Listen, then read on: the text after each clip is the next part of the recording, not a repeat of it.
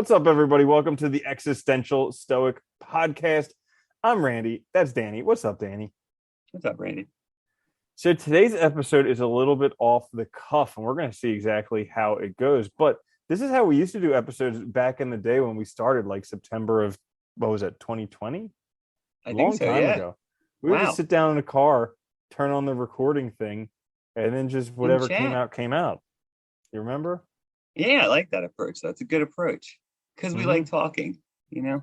Yeah, and we all have things going on in our lives, and we can talk about those things. And then, yeah, I keep flipping back and forth between like sometimes I've actually recently I've had it simultaneously, where on one hand I'm like bored, and on the other hand I'm so busy I don't have any time at all, and yet they're coexisting at the same time. That's Yeah. like that's my new conundrum that I'm living with. That's funny, isn't it? When you're bored, but you're busy. It's because Mhm. you're probably, part of it's probably because you're doing stuff that you're not super interested in, which has a tendency to make you feel bored. Like, I have a hard time doing that, dude. But like, especially when it comes to like schoolwork and stuff. If I wasn't interested in stuff, man, it is a challenge for me to do it. Like a Mhm. challenge. And I start to feel bored doing it because I'm like, this is boring. Like it's like, yeah, it's a tough Yeah, one. it is crazy how much of schoolwork is just busy work. Like I swear they're Yeah. just like, well, we need to fill up 12 weeks. So what more can I give them to do? Wait, and it's funny too. It's like forcing you to like, it's trying to get people to read and stuff. So it's just like assigning all this stuff that like, you probably wouldn't do on your own. You know? Oh, here's another hilarious thing. So one of my classes, we have these quizzes every week, and they're just like participation quizzes. So you take it as many times as you need Yeah. to get 10 out of Yeah. 10. But the reading assignment and the quiz do not coincide at all. What? Like it's the quiz is from different chapters than the reading assignment. And I haven't yet felt like telling him because I don't want to be like, it's 10 free That points. guy.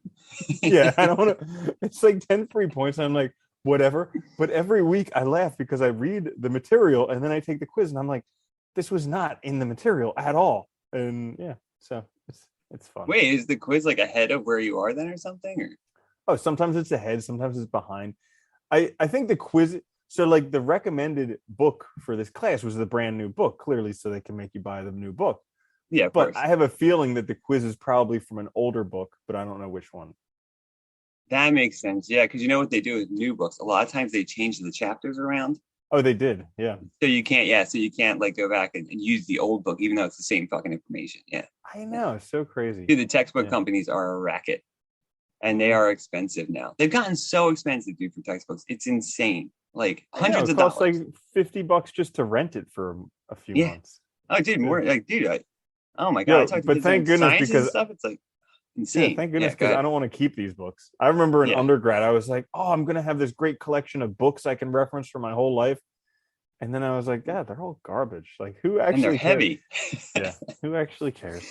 I Now, so Bill, much more enjoy now books that are enjoyable to read. yeah. Yeah, I agree. I was gonna say you got to build your own library, because then you build it with stuff that you actually enjoy reading and you might go back to. Not a Hmm. bunch of crap that like, is just there for looks and like, I don't know. Yeah, How many people have there's big libraries and they look at the books and they're like, "Do you ever read that?" And they're like, "No, it's no, just up there. no, Just looks no. nice. Yep. I thought it looked smart Yeah, exactly. having on my Yep. bookshelf." I just like Yeah, keeping stuff on my Kindle. That way it can go wherever I go nice and easy. I was resistant to those things at first, and now I realize I do love it. Same. I'll be honest, I do miss the smell of books and the feel of books, Yeah. but the convenience of the Kindle is just like I have a million books there and it can go wherever I go. I'll still buy books for certain things because like certain things I do like I find a book is still in some respects easier. Like Kindle's nice because you can search stuff too, dude. You can look, it's so easy to look stuff up too, which you can't do in a regular book. But like, you gotta flip through and find it like a crazy person instead of Hmm. just searching by term or something. But yeah, it is nice. It's nice. I don't know. It's technology. That's what it is. You gotta move forward with the times, right? Yeah. So on another subject altogether, the last Hmm. time we were talking a lot about like Marcus Aurelius and death and about contemplating your death Yes. in 6 months. And Oh, how's then that going? crazy. Well, so like that night I told you I had like Yeah. a super realistic dream that I had cancer or something and I was like going to die in 2 years and I just wasn't ready for it.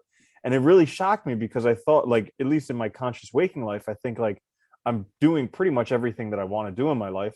And so I thought I was pretty prepared for death. But then when it was actually like there, I was like, why am I dying and everybody else gets to live? Like, that's no fair. And Yeah, I yeah, so that know. was, When you told me about that too, I was thinking about that because I it is funny because like I feel like like is there anything wrong with not being? I mean, like even though like so I don't know, can't you accept it, know that's going to happen, even not have regret and not necessarily want it to happen? I mean, it's like is that inconsistent? I don't know if accepting death means you have to like want it necessarily, but like be mhm. prepared for it, know it's going to happen, not fight it because you can, I guess, but like you know, Yeah. I thought, see, like, I thought in my conscious waking life, I thought it would kind of be like a weight off my shoulders, be like, well, at least now I don't have to worry about that stuff anymore. Because like yeah. nowadays I feel like, oh, I have to, have a good income so I can make some money, so I can live Yeah. comfortably in the future. I need to have a career. I need to have relationships, and like all these things. I always thought that like if you know you're gonna die, you're like, wow, there, all that stuff is gone. But it didn't feel like that because as soon as I felt that I was going to die in 2 years, like all of these things that I need to like get ready for, I was like, I don't have a will. And like, what about traveling to these places that I've always wanted to travel to, but I didn't Yeah. travel to just because it's inconvenient? And, so like all of these things started coming up. Afraid because you still have a lot to do. That's the problem. Well, Mm, it's funny. Like, so again, I don't know. It's like I was wondering about that after we talked too, because like the this whole idea of accepting death and facing it, because like so many philosophers talk about it, the Stoics among others, and it's what do they mean by it? I guess is the question too, because like I always interpret it as like being aware that it's a reality, facing it as a reality instead of denying it, because it also motivates you to live your life in the right way, to be your best self, to recognize that you don't have infinite time. So I always took it that way. I don't know that you necessarily have to like go smiling to the grave. You know what I mean? Like, I think you can be upset about it. That's not unhealthy, but the fact that you are also dealing with it in your waking life is good because it means you're also like you're also essentially planning for it and aware of it, right? Rather than just not thinking about it. Because so many people just don't think about it or don't even, they don't even recognize it's a possibility. And then you do, you live your life and it's like you're not even really, you don't have that motivation that comes from limited time. I think that's part mm, of it, right? yeah, Yeah. absolutely. So what's been going on with you recently? I don't know, lots. Yeah. So here's something. I won't get into the whole thing because it's like whatever, but guilt tripping, right? That whole thing. Mm-hmm. And it's funny Mm-hmm. because when that happens, it's like I noticed that like somebody was trying to do that to me last week. And I won't get into details. It Uh, doesn't matter. It was a family member, ah, but like trying Dude, I to grew up in a family where that was like a very honed skill. It was like it was yeah. passed down generation upon generation.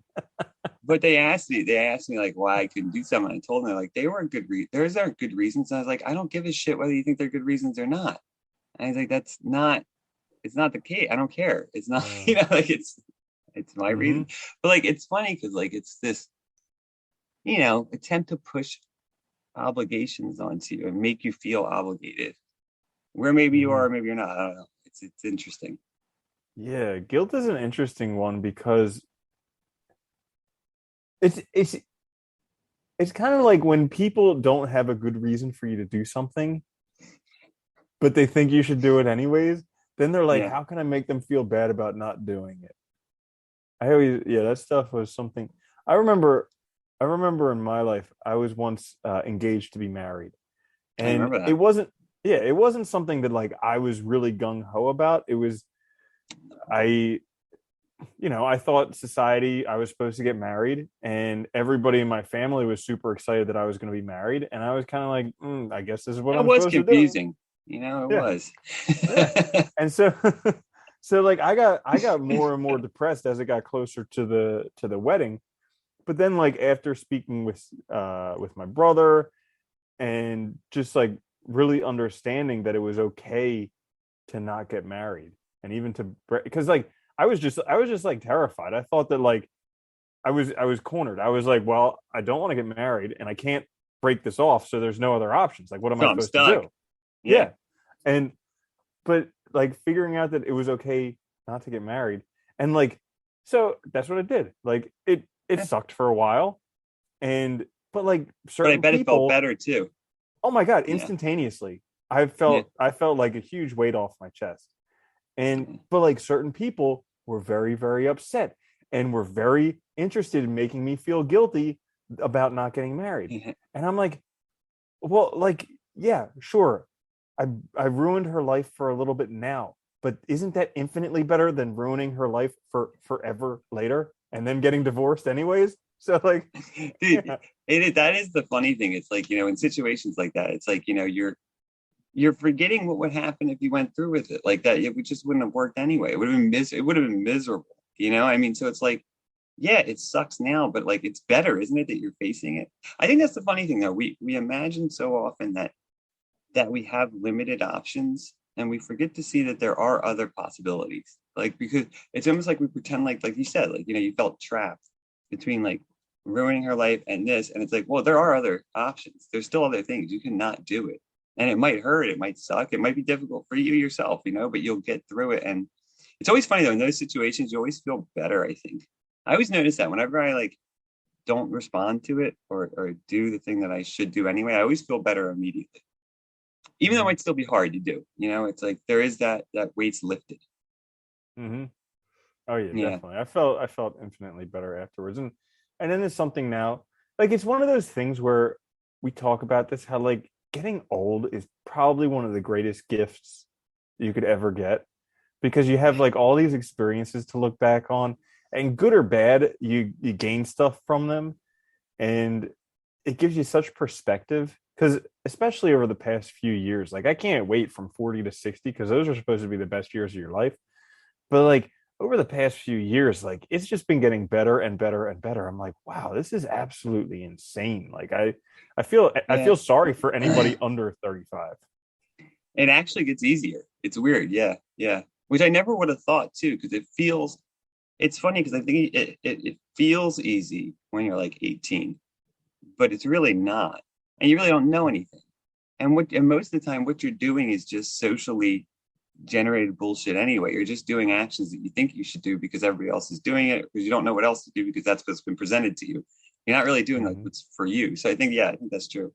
I hope most people start to be themselves at about that point, which would make sense, Mm. right? Because you're kind of over that hump of all the expectations and bullshit. And now you can start living your life. Oh yeah, yeah. So how do you deal with guilt? I mean, I usually just try and think about, one, I try not to respond to it because it annoys me anymore so much. Like, Hmm. and in this instance, I didn't feel an obligation, so I thought I didn't have to feel guilty. I think Hmm. that's part of it too, because it's trying to target your sense of obligation, and make you feel bad for failing in some way. But I didn't feel like I was, and I think that's part of it. You have to know yourself enough, because it does hurt though. It always hurts, I mean, that's the point of it, is to try and make it hurt so that you do what the person wants you to do.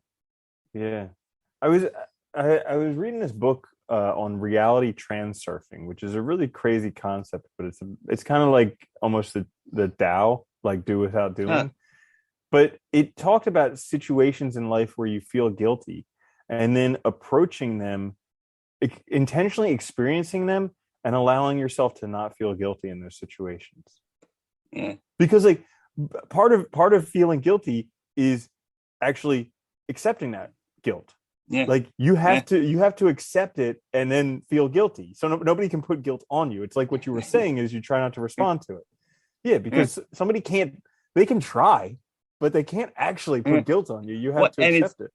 it's socially learned, right? So I just stopped responding because we were doing it by text, and I was just like, it's not going to respond anymore. I just stopped responding, and it seemed to work well for me, I guess.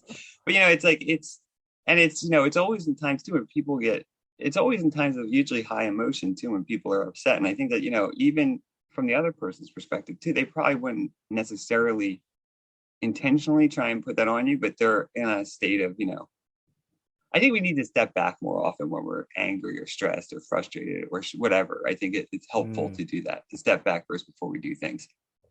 Yeah. It's hard though. It is hard because, in the moment, it's very easy to just act, Yep.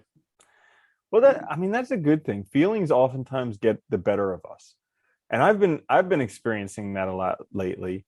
Like, I think that I'm probably a little bit under not getting enough sleep, I think. But I'll do it. Yeah, but I definitely feel the effects of that, because I feel a little bit of chronic tiredness, but then like I try and take naps, and whenever I wake up from naps, my body just feels like not good. I just feel like this like yuck, and yeah. So, and if I'm not cognizant of it, I can let that feeling dictate my whole entire thought towards my life. Like, we've talked about this previously, however you're feeling at the moment generally is like your mindset towards your life. And so I wake up from these naps and I feel ugh. And then all of a sudden, if I don't catch it, I just start going down this whole train about how my life's going to be terrible. And it's just like, yeah.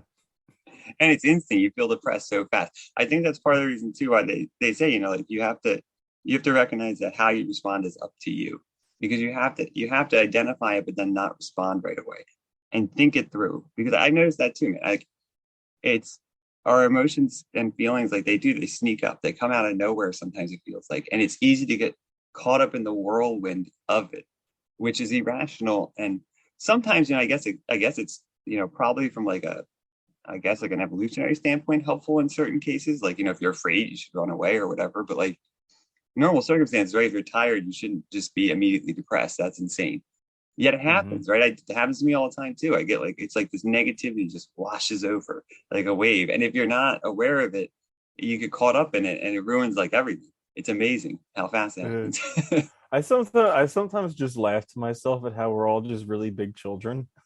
Yeah, we are. Totally. Like, we get cranky because we're tired and hungry. It's funny too, and no one knows what the fuck they're doing most of the time. I'm convinced most of us have no idea what we're doing. And most some of us have absolutely no idea. But it's funny. It is. Yeah. I'm also reading this book called what is it? Everyone's an idiot, or Surrounded by Idiots. That's what it is. Okay. It's this book about categorizing people into 4 different types based on a color. It's pretty interesting. But like, basically this book posits there are 4 distinct types, and pretty much everyone thinks that everyone who's not their type is just a complete idiot, which makes a lot of sense when you think about it, like looking at the world. Makes a lot of sense.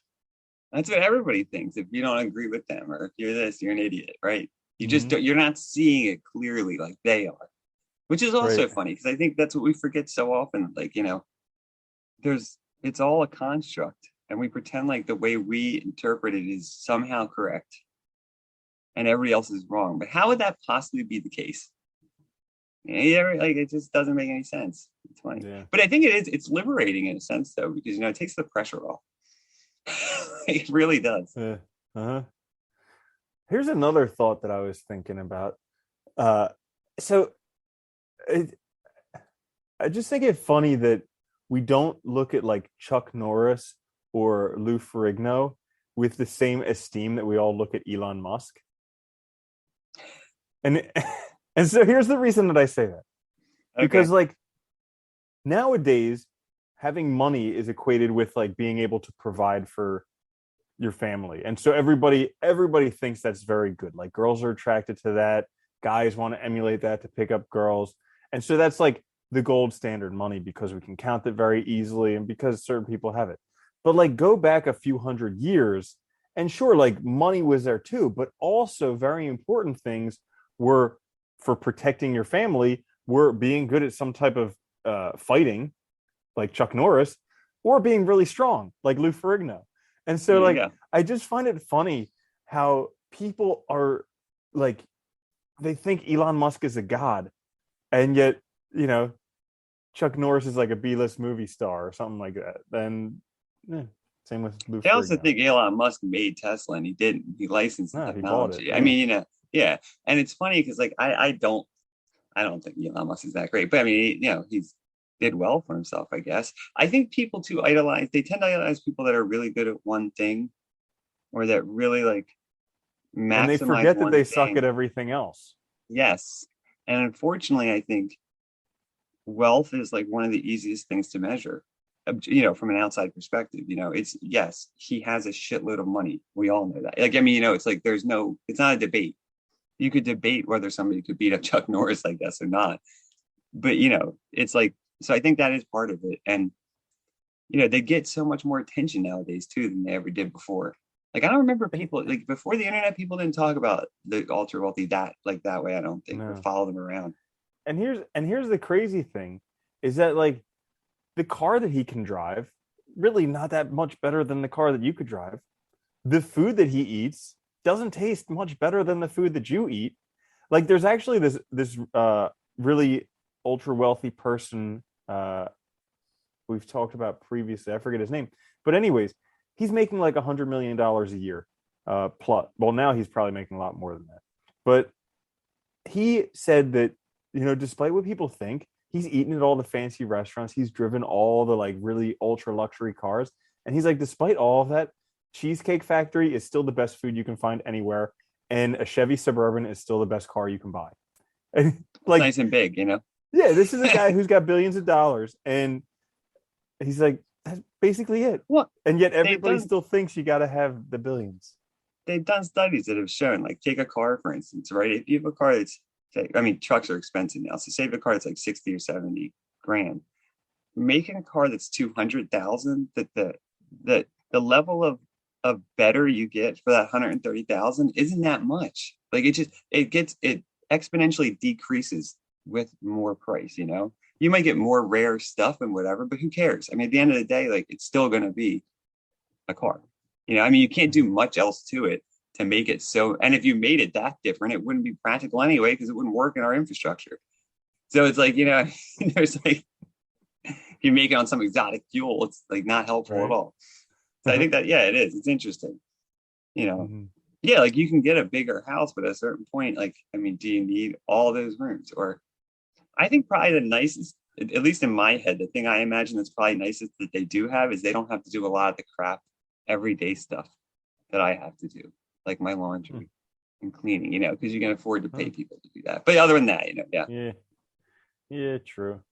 But I did find that they do tend to work harder than most people.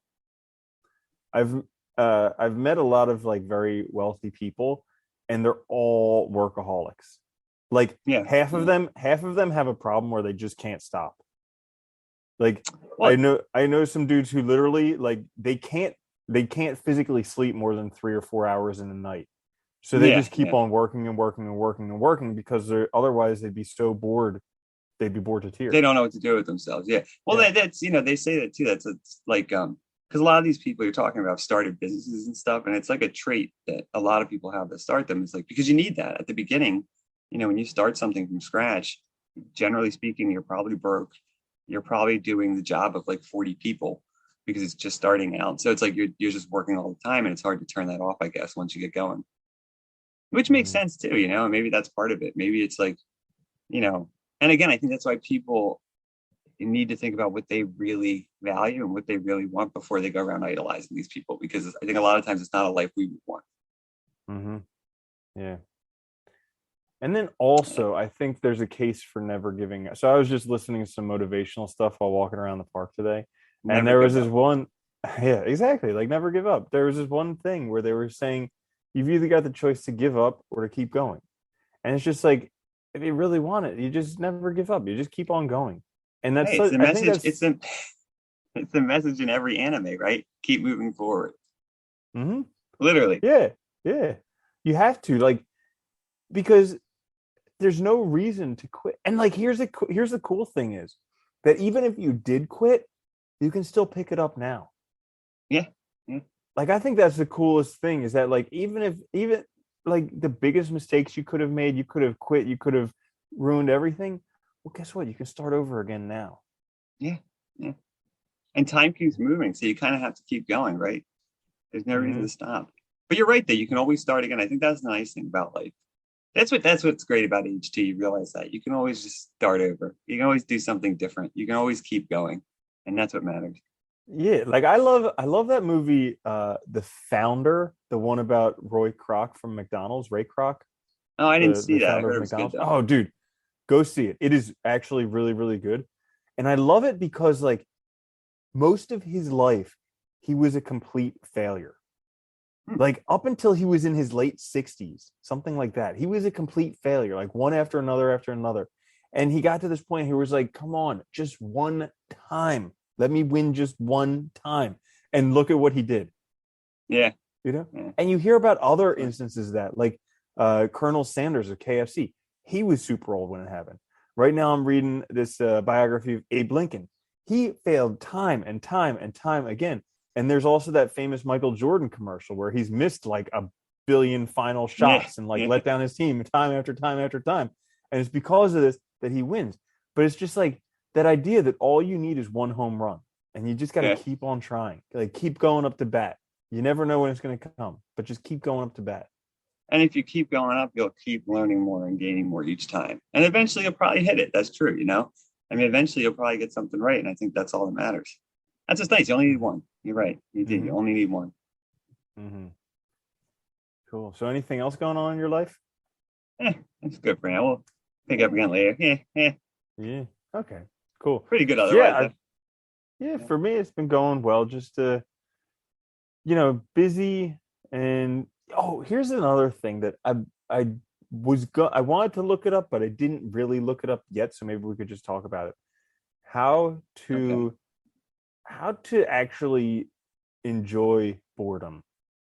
Because I heard, and we spoke about this a long time ago, but I heard that like Olympic athletes and a lot of like star athletes, the reason that they're so good is because they're okay dealing with boredom. Like they're okay continuing to do the same thing even though they're bored. And so that Well, you was have to something that be I, right to do it, or you can't do that kind of like. I mean, if you're going to train every day for 8 hours, you have to be okay with it, or you go insane. Yeah. so that's something that I've been personally like trying to figure out how to become okay with boredom. Try to abstract from it, you know. Like, okay, so say I'm gonna just use an example. Say you're doing schoolwork. I'm imagining that's what you're bored with. At least personally, that's what I'm thinking. So if that's the case, just try to abstract from it and just think of it like, okay, yes, if I have to read 60 pages, I just have to read these because like I know what I want. The goal is this is part of the goal. I just got to do it. And I may enjoy it, I may not, but just get it. It's more about just getting it done. You know what I mean? Like Mm-hmm. not having that feeling of because really it really when you're getting lost in boredom, you're letting your feelings, right, dictate more than your rational side. And you really Yeah. it's probably because you don't want to do it. That's probably what it is. It's probably you just don't want to do it. So you're trying to make excuses for Because yourself. I want the long term thing, but the short term I don't want.